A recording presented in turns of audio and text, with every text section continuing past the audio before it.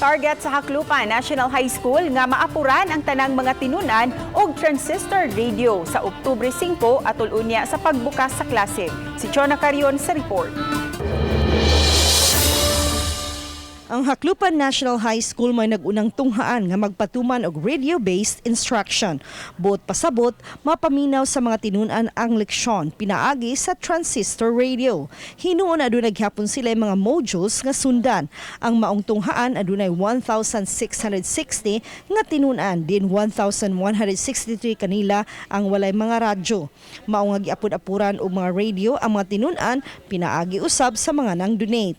Gani bag-o lang nakadawat ang tunghaan og 100 ka radio nga gidonate ni Rhea Aquino Gulyas, asawa ni Mayor Samsam Gulyas. Gipang-apod-apod kini matag purok diin ang mga ginikanan sa mga tinun-an ang mokuha niini. Sa pagkakaron aduna nalay 290 ka mga tinun-an nga gikinahanglan nga hatagan og radyo. Ubay-ubay na sad ang iyahang na kadawat nga mga bata. So far from cluster 1 to cluster 20 na apod-apod nato ang mga hinabang mga radio sa different stakeholders ug nakapahatag ta sa cluster 1 to cluster 13 na nalang ta 14 to 20 nga wala na tagai.